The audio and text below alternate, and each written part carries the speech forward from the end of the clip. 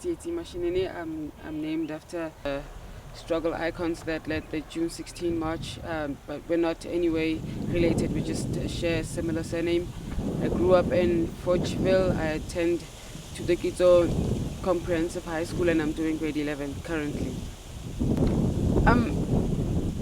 I take democracy and freedom as a blessing, because when I watch the documentaries of how people used to live in the previous decades, in the 60s, 50s, the Land Acts, the 1913s, Group Areas Acts, I see a lot of struggle for black people.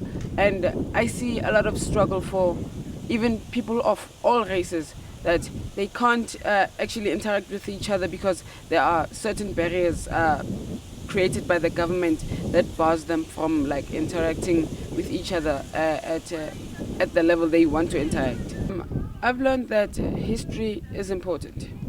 I'm currently doing sciences at my school, so in all that time, when I'm preparing for tests, while I'm studying, while I'm preparing for maths tests or science tests, there is really no time for me to like reflect back and look back at the history of my country and the world around me. So this history competition like showed me the importance of history, where we come from, where we are headed, and not to repeat the mistakes of the past. Because if you look at the past, you know, you get a direction, a positive direction in which you can look forward to in the future. You can avoid like the bad choices that former leaders or former individuals did in the past. You are able to uplift rather than destroy when you progress with your life. I think you should stop looking at other people's mistakes and start trying to find solutions to those mistakes rather than highlighting them. A lot of people tend to criticize rather to find solutions. You spend a lot of time looking at what other people do in order to give yourself a better name, to be popular among other people. But if you really want to make a change in this country and in your life and the lives of people around you, you should start trying to change their mistakes and not highlight their mistakes. That's actually going to not only uplift South Africa, but if that could be followed by the world and the world's parliaments, all of them, this world, not this country, this world could go further. South Africa has a good and a bad story to tell. Unfortunately, the good does not outweigh the bad.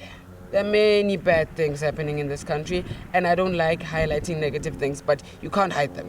Many bad things are happening, many bad people are hiding them, and many bad people are hiding behind much more, how should I put this? Many people in positions of power are actually puppets.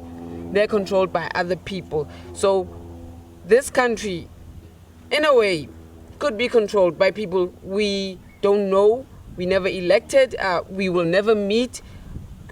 Like, if you look at the situation in this country, it's somewhat horrible. A country that is 20 years into democracy, preaching we have a good story to tell all the time, but not highlighting that you have a good story to tell, but you still have a lot of problems you have to fix. But all you're highlighting, we have a good story to tell. You want to be popular among the population.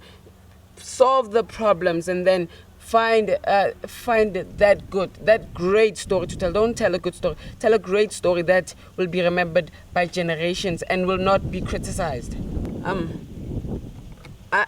I like some parts of our educational system.